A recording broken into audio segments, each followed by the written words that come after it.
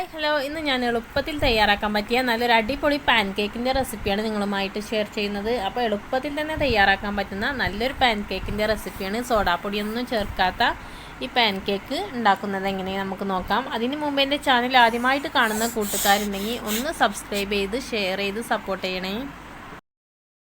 ചെറിയ കുട്ടികൾക്കൊക്കെ കൊടുക്കാൻ നല്ല ഹെൽത്തി ആയിട്ടുള്ള ഒരു പാൻ കേക്കാട്ടോ ഞാൻ ഉണ്ടാക്കുന്നത്.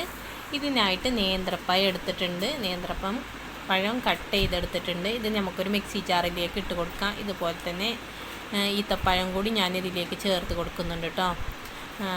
ഇനി ഇതിലേക്ക് ഞാനൊരു മുട്ട പൊട്ടിച്ചൊഴിച്ച് കൊടുക്കുന്നുണ്ട്.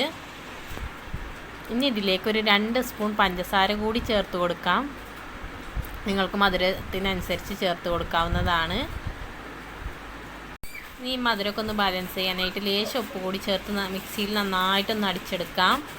മിക്സിയിൽ നന്നായിട്ട് അടിച്ചെടുത്തിട്ടുണ്ട്. ഇനി ഇതിലേക്ക് ലേശം സൺഫ്ലവർ ഓയിൽ കൂടി ഒഴിച്ച് കൊടുക്കാം.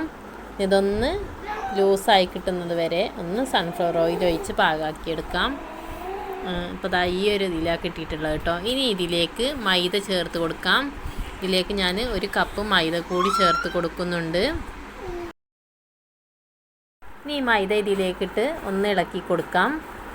അപ്പോൾ നല്ല തിക്കായിട്ട് തന്നെ നമ്മുടെ മാവ് കിട്ടിയിട്ടുണ്ട് കേട്ടോ. കുറച്ചും കൂടി ഒന്ന് ലൂസാക്കി എടുക്കാൻ വേണ്ടിയിട്ട് നമുക്ക് ലേശം പാൽ ഒഴിച്ച് കൊടുക്കണം.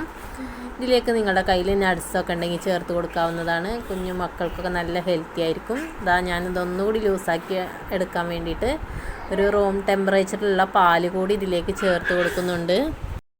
അപ്പോൾ നമ്മുടെ പാൻ കേക്കിനുള്ള ബാറ്റർ ഇവിടെ റെഡിയായി വന്നിട്ടുണ്ട് കേട്ടോ. ഇനി ഇതൊരു പാത്രത്തിലേക്ക് ഒഴിച്ച് കൊടുക്കാം.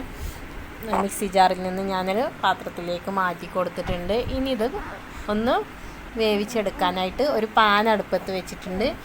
ഇനി ഞാനിത് കുറേശ്ശെ ആയിട്ട് ചെറിയ പാൻ കേക്കാട്ടോ ഉണ്ടാക്കുന്നത്. അപ്പോൾ കുറേശ്ശെ ആയിട്ട് പാനിലേക്ക് ഒഴിച്ച് കൊടുക്കുന്നുണ്ട്.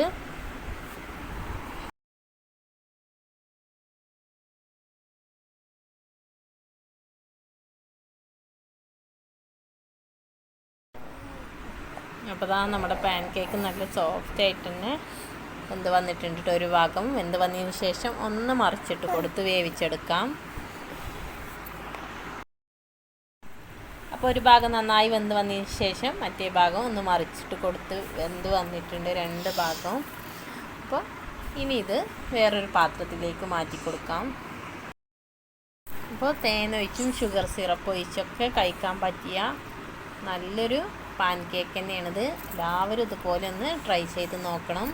അപ്പോൾ ഞാനിതിലേക്ക് കുറച്ച് തേൻ കൂടി ഇതിൻ്റെ മുകളിലൂടെ ഒഴിച്ച് കൊടുക്കുന്നുണ്ട്.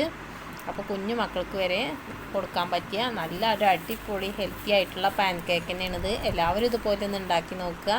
ഈ വീഡിയോ നിങ്ങൾക്ക് ഇഷ്ടമായെങ്കിൽ ലൈക്ക് ചെയ്യുക, ഷെയർ ചെയ്യുക, സബ്സ്ക്രൈബ് ചെയ്യുക, സപ്പോർട്ട് ചെയ്യുക. താങ്ക്